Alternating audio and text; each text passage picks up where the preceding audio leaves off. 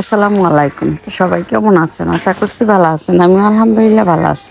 তো আজকে অন্যরকম একটা চিকেন বিরিয়ানি রেসিপি নিয়ে হাজির হইলাম। তো আজকের চিকেন বিরিয়ানিটা খুবই স্পেশাল আর খুবই অন্যরকম। তো আশা করছি সবাই ফুল ভিডিওটা না টেনে দেখবেন এবং সুন্দর মন্তব্য করে যাবেন যে এই বিরিয়ানিটা কেমন হয়েছে। এই তো আমি প্রথমে আবারও দেখিয়ে দিচ্ছি দমে দেওয়াটা। এই বিরিয়ানিটা একটু অন্যরকম স্পেশাল এবং মজা। তো চলেন যাই আপনাদের সাথে শেয়ার করি। তো প্রথমে কিন্তু আমি মুরগির মাংসগুলিকে বাইজা নিতেছি। তো আপনারা অনেকেই জানেন আমি ব্রাহ্মণবাড়ির মানুষ, তো আমি সবসময় চেষ্টা করব ব্রাহ্মণবাড়ির আঞ্চলিক ভাষায় কথা বলার জন্য। তো এই তো দেখেন এখানে মুরগির মাংসটা ভালো করে বাইজা নিচ্ছি, বাইজা রাখতেছি। আর আপনারা কিন্তু মুরগির মাংসটা ভালো করে বাইজা নেবেন। মুরগির মাংসটা আমি ভাজছিলাম কি দিয়ে, মাত্র হলুদ আর লবণ দিয়া, হালকা একটু হলুদ দিছি। মুরগির মাংস ভাজা শেষ, অন কিন্তু আমি আলুটাও দিয়ে দিলাম। আলুটার মধ্যেও কিন্তু দিলাম লবণ আর হলুদ দিয়ে সুন্দর করে লাল লাল করে আমি বাইজা নিলাম। তো আপনারা সেম প্রসেসে করে নেবেন। এইভাবে কইরা যদি মুরগির মাংসটা দিয়ে বিরিয়ানি রান্ধেন, আশা করছি ঘরের সবাই খুবই পছন্দ করব। তো যাই হোক, এখন এই মুরগি এবং আলু ভাজার তেলটার মধ্যে আমি কিছু পেঁয়াজ দিয়ে দিলাম। আর পেঁয়াজ মানে পেঁয়াজটা দিয়ে এখন ভালো করে এই যে দেখেন জাকা নাকা করে লাড়াচাড়া দিয়ে লাইতেছে। আপনারা এমভাবে লাড়াচাড়া দিয়ে নেবেন। তো কিছুক্ষণ পর দিয়ে দিলাম তেজপাতা। পেঁয়াজটা একটু ভাজা হচ্ছে পরে তেজপাতাটা দিয়ে দিচ্ছি। একে একে সব মশলাই অ্যাড করবো। দিয়ে দিচ্ছি দারচিনি আর কয়েকটা এলাচ, সাদা এলাচ দিয়ে আবারও ভালো করে লাড়াচাড়া দিয়ে লাইতেছি। এভাবে করে আপনারা বিরিয়ানিটা রাঁধবেন। আর এখনও কিন্তু বিরিয়ানির স্পেশালত্ব শুরু হয়েছে না, আশা করছি আমার লগে থাকলে দেখতে পারবেন। দিয়ে দিলাম আদা পেস্টটা আপনারা পরিমাণ দিবেন। আমি 1 টেবিল চামচের মতন দিছি। দিলাম রসুন পেস্ট, দিয়ে রসুন পেস্টটা আমি একটু বেশি দিছি। দিয়ে ভালো করে আবার নাড়াচাড়া দিয়ে লইতেছি। তা আদা পেস্ট আর একটু দিয়ে দিলাম, ধরেন 1.5 টেবিল চামচের মতন দিলাম। দিয়ে আমার ভালো করে নাড়াচাড়া দিতেছি। আর আপনারা এইভাবে করে মিশাই দিবেন। একটু হাতটা দিয়ে পানি দিয়ে দিন। পানিটা দিয়ে আবার ভালো করে কতক্ষণ কষায় নেবেন। কষায় লওয়ার পর আমি একটু করে দিয়ে দিলাম বিরিয়ানির মশলা। এটা কিন্তু আপনারা দিলেও পারেন, না দিলেও পারেন, এটা অপশনাল। যেহেতু আমার কাছে আছে সেহেতু আমি কুদুর দিয়ে লাইলাম। দিয়ে দিচ্ছি লবণটা আপনারা স্বাদ মতো দিবেন। একটু বলে কমাই দিবেন, পরে লাগলে একটু বাড়াই দিবেন। এভাবে কিন্তু আমি মুরগির মশলাটা কষাই লইতেছি। আরও কিছুক্ষণ কষাই লওয়ার পর দিয়ে দিলাম 1 টেবিল চামচের মতন জিরা আর ধনিয়ার গুঁড়া দিয়ে ভালো করে আবারও নাড়াচাড়া দিতেছি। নাড়াচাড়া করলে আমি বন্ধ করিনি, একটার পর একটা দিতেছি আর লাড়তেছি। আপনারা সেমভাবে নাড়াচাড়া করবেন যাতে মশলাটা ফিরে না জায়গায়। এই পর্যায়ে আমি একটু পানি দিয়ে দিলাম। পানিটা দিয়ে আমি কিন্তু ফুটাইনা পানি দিচ্ছি, আপনারা ফুটাইনা পানি দিন। এইভাবে কিন্তু আমি দেওয়ানোর পর কতক্ষণ পরে এই তো শুরু হয়ে গেছে আমার মশলা এড করা। দিয়ে দিলাম অনেকটা টমেটো সস। আপনারা এখানে টমেটো সসটা দিবেন, দিলে কিন্তু খাইতে মশলা দারুণ মজা হইব। একটু হলুদের গুঁড়া দিচ্ছে, আপনারা চাইলে দিতেন পারেন, কিন্তু এটা একটা কালারটা অন্যরকম হয় আর টেস্টও মশলা অনেক মজা। দেওয়ানোর পরে আমি সব কিছু মশলা দিয়ে অনেক ভালো করে নাড়াচাড়া দিয়ে ডাইকা দিই। আর এটার মধ্যে কিন্তু আমি একটু ঘিও দিয়ে দিলাম।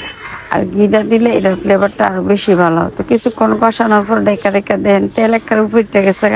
এই পর্যায়ে কিন্তু আমি ঘি দিয়ে দিলাম। আইন যে আপনারা আমার লগে থাকলে দেখতে পারবেন। তো ভিডিওটা অনেক লম্বা আর আমি কথা বলতেছি একটু লুকাই, কারণ অনেক হয়েছে। ঈদ মানে তো আনন্দ। এখন কিন্তু ওই যে ভাজা আলু আর ভাজা মুরগির মাংস দিয়ে দিলাম, দিয়ে ভালো করে এটা অনেক কষায় আমি রান্না করাম, ডাইকা রান্না করাম। এই পর্যায়ে আমি ঘিটাও দিয়ে দিলাম, কারণ ঘি মাংসের মধ্যে দিলে একটু অন্যরকম ফ্লেভার হয়। এরপরে দিয়ে দিচ্ছি দুধ। এটা লিকুইড দুধ দিবেন, আপনারা ঘন দুধও দিতেন পারেন। তো ভালো করে দিয়ে দিলাম। আর দেখেন একদিক দিয়ে মানুষের খসর আরেক দিক দিয়ে আমার বয়স ডাক্তারছে কাউয়া, সব মিলে একদম আমি গেছি পুরাই অবাক, মানে পাগল। যাই হোক, আরও কিছুক্ষণ পর আমি মাংসটা ভালো করে কষাই নিতেছি। আপনারা সেম প্রসেসে করে নেবেন। আমি কিন্তু সময় দইরা কষাইছি, আপনারা এইভাবে কষাই নেবেন। মাংসের কালারটাও দেখেন কত সুন্দর হয়ে গেছে।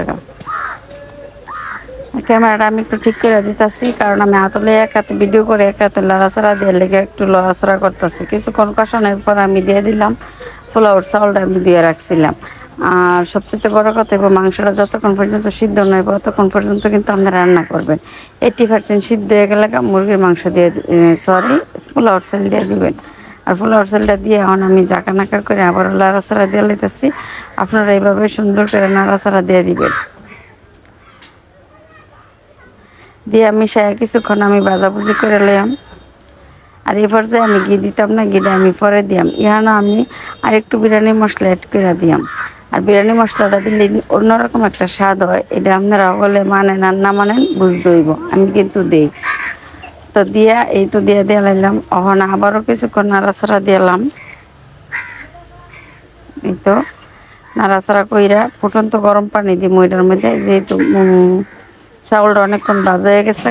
এই পর্যায়ে দেওয়া দিন কিছু কাঁচামরিচ দিয়ে তারপরে দিলাম ফুটন্ত গরম পানি। তো গরম পানিটা দিলে কি হয়, তাড়াতাড়ি করে সিদ্ধ হয়ে যাবে। আর গ্যাসের মধ্যে একটু সময় লাগবে, আর পানিটা বলক তুলাইলে দিলে তাড়াতাড়ি বলক উঠে যাবে। যাই হোক দিয়ে দিলাম গরম পানি। দেওয়ার সাথে সাথে কিন্তু গরম পানি ফুটা শুরু হয়ে গেছে। এই পর্যায়ে ঢেকে রেখে রান্না করবো যতক্ষণ পর্যন্ত না পোলাওটা একদম পারফেক্ট সিদ্ধ হয়। পানি কিন্তু দেওয়া ডান, আরও হাফ কাপের মতো পানি দিয়ে দিব, তাইলে আমার আর পানি টানি দেওয়া লাগবে না। এই পর্যায়ে যে দেখেন হাফ কাপের মতো আরও পানি দিয়ে দিলাম। এটা আমার চোখের আন্দাজ, আমি কোনো মাইপাচিকা কাজ করি না। এখন দিয়ে দিলাম স্বাদ মতো লবণ। লবণটা একটু কম হয়েছিল, সেই জন্য আমি একটু লবণ দিয়ে দিলাম।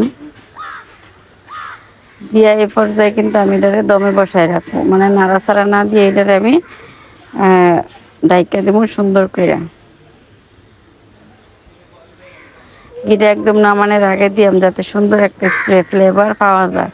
এই যে দেন দমে দিয়ে দিলাম, কিছুক্ষণ পর দেন পানি একেবারে শুকাই গেছে। কারণ আমি ঘি দিয়ে লাইছি, ঘিটা দিয়ে ভালো করে নাড়াচাড়া দিয়ে দিতেছি। দিয়ে এটা আমি ডাইকা রেখে দিব 20 মিনিট। আমার পোলাও রান্না ডান, সরি বিরিয়ানি রান্না ডান। তো কেমন হয়েছে অবশ্যই কিন্তু সবাই কমেন্টে জানাবেন। আর ভালো লাগলে লাইক শেয়ার করবেন। আর যারা আমার এই টিকটক আইডিতে দেখবেন তারা অবশ্যই কপি লিঙ্ক শেয়ার করতে ভুল করবেন না। যারা আমার ইউটিউব চ্যানেল থেকে দেখবেন আপনারা শেয়ার সাবস্ক্রাইব করে পাশে থাকবেন। তো কেমন হয়েছে অবশ্যই কিন্তু সকলে জানেন। তো ভালো থাকেন, সুস্থ থাকেন, বরাবরই আমার সাথে থাকেন। আর সুন্দর সুন্দর রেসিপি দেখতে হলে কিন্তু আমার চ্যানেলে এসে ঘুরতে হইব। আর আপনারা আপনাদের সুন্দর মতামত জানাবেন, কে কোন ধরনের ভিডিও দেখতেন চাইলে কিন্তু ইনশাল্লাহ আমি অবশ্যই দেখাম। তো লাস্টের বার আমি আর একটু ঘি দিয়ে দিলাম, দিয়া বাস রান্না ডান। তো আল্লাহ হাফেজ, সবাই ভালো থাকে।